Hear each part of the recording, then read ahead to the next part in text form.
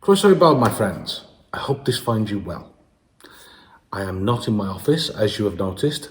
I'm in the opposite corner to where I recorded previously in my placement church. And I know also what you're thinking as well. Where were you last week? Good question. I was at the Songs of Praise service to welcome me to my curacy area, which was beautiful and wonderful. And I've felt so wrapped in love being sat there singing alongside my brothers and sisters in Christ. Now, for those of you who know me, for those of you who've heard me singing, I'm sorry. I can't sing a lick. I'm really not that good at all. But there we are.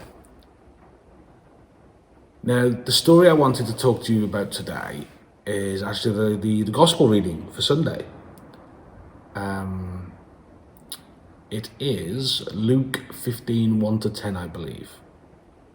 So hopefully I'm right because I'm doing this one from memory. You want to Google it, Luke 15, 1 to 10. And of course, as always, I will do an action pose so you can pause me and go Google it. Ready? 3, 2, 1. Action pose. Right, there we go. So if you pause me, I hope you enjoyed the action pose. If you didn't, I'm sorry. So the story of the 99, the 100 sheep, the 99 good ones, the 99 that herded well, did as they were told, and got to the paddock in safety, and then the one who was lost and got rescued. Let's boil this story down just for a second now. Again, in no way do I mean sexism here. However, the ancient world shepherds would probably have mostly been men. So the shepherd, he's got these sheep. He's got 100 sheep. And he's been entrusted with this flock. Now, bearing in mind, sheep, livestock, any farmers that are lucky enough to have 100 sheep, well done. Because livestock was, and still is, quite an investment. Now, someone somewhere had 100 sheep. And they asked this shepherd to look after these 100 sheep. And so the shepherd does just that. I'm sure you can hear the rain. It's actually quite beautiful sitting in church listening to that. This shepherd has 100 sheep. And he probably took them out grazing, maybe kept the wolves away, we don't know. And then what happened? He gets them back to the paddock. Hang on a minute, there's only 99 here. What's that all about then? Maybe he hears it bleating in the distance, maybe he doesn't. But he leaves the 99 where they are. He goes back to get the one. Now, oh so often, we hear this story rehashed, redone, revamped in 1,000 different ways. We hear about people that have maybe strayed from the path a little bit and in turn been rescued. I'm no different. As we've talked about before, I used to be a bad guy and I've been rescued. And I'm sure there are examples in your life where you've been rescued. There are examples in everybody's lives where we have been rescued, where God himself has left the 99 and come after us. How special does that make you feel? In that moment when that rescue comes, God as rescuer, when that moment comes, the first sermon I ever preached at seminary, the first time I ever led a service anywhere that wasn't under direct supervision was in seminary. And I talked about God as rescue. I talked about God as a rescuer, God who comes back for us, God who will not leave us. And it's thundering. We sit sometimes in our lives and we're a little too comfortable. And that temptation grows a little bit. And before we know it, we've strayed quite far away from the 100. Before we know it, we are indeed lost. Before we know it, we're on the side of a mountain, bleating for help. Maybe we're being stalked by a wolf. Where all of a sudden is the shepherd? Where's the shepherd with his crook and his slingshot and the other tools that he would use to protect us? But let's switch gear for a second. Think of the 99. They'd behave themselves. They'd be good. They'd never strayed away. And a lot of people, I've often heard this sermon preached from the point of view of the 99, and they say, well, what makes him so bloody special?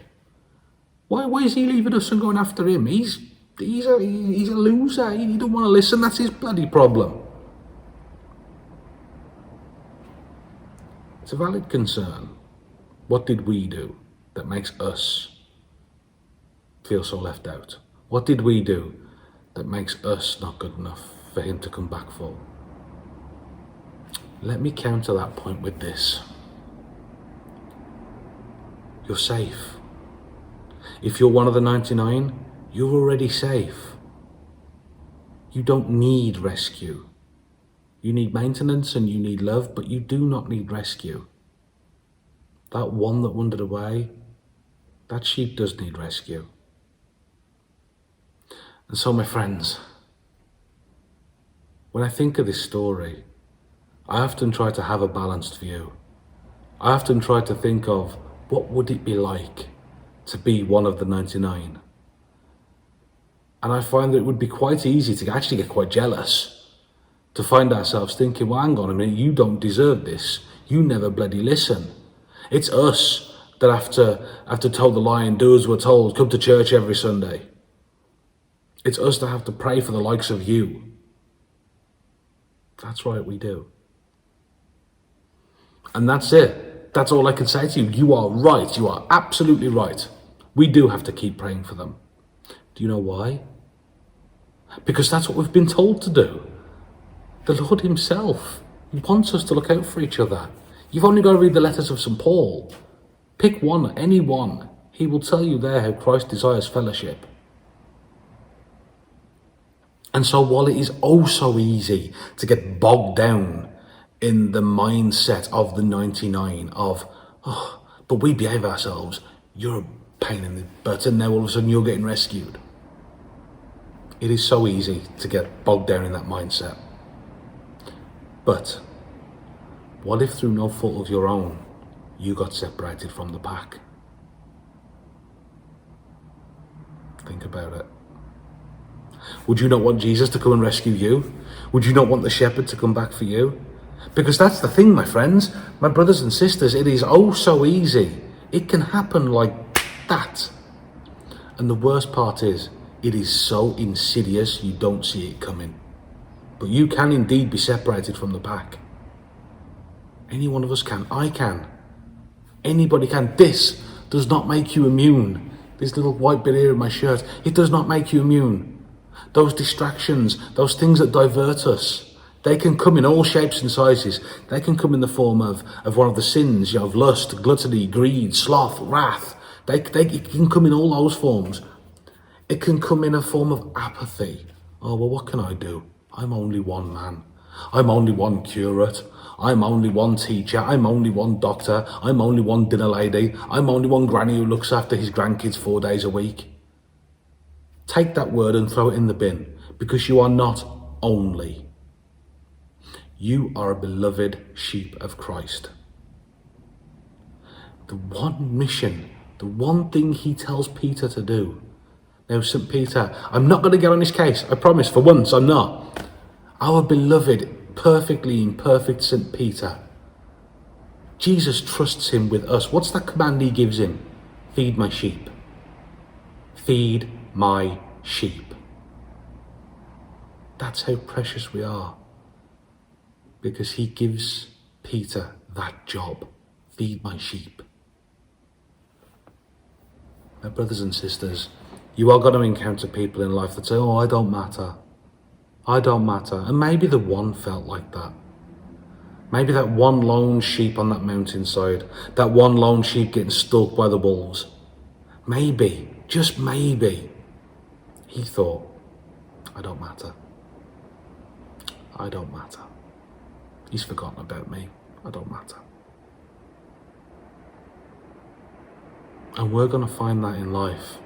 We're going to find people in our workplaces. We're going to find people in our churches. We're going to find people in our own lives who are going to say, God off, you don't give a monkeys about me. It's not true. And if you talk about that one sheep that got rescued, point to that story. Because that shows that while those of us who are behaving at that time, let me put that little caveat in there, those of us who are behaving at that time, we have a duty to pray for the safe return of our missing brethren. We have a duty to hold out our hands in welcome when they come home. No judgment. It's the worst thing that can happen when the one returns. We cannot judge. Oh, well, where did you get off to then? No. How about, are you okay? I'm sure it was difficult for you. Can I do anything? That's simple. Because straight away the one sheep feels loved. And you can exactly see where I'm going with this. In our lives today, people walk away from church all the time. People have been lost. People feel damaged and injured by things that have happened in their lives. And then maybe 5, 10, 15, 20 years later, they come back. And the first thing they get, who's that? Oh, it's John. What's John doing here? How about you take John, shake his hand, say, "Hiya mate, how are you? How's things?" And let the Lord do the rest. And so finally, my brothers and sisters, I feel like I've kept you for hours. Let me say this. To be a little jealous if you're one of the 99, you shouldn't. Because oh so easily, you could be the one. But when the one does return, hold out your hand. Bid them welcome. Make them feel the love that the Lord used to pull them back. Because we don't know what ledge they were on.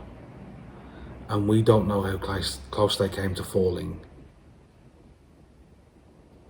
It can be summed up really in the words that were hashtagged everywhere when poor Carolyn Flack passed away. Be kind. Church bells chiming in. Be kind. That's it. Hashtag be kind. And my brothers and sisters, I wish you a blessed week. I wish you a peaceful week. I wish you a week where you're able to stay as part of the 99 and still keep the gate open for the one. Have a good week, my friends, and God bless.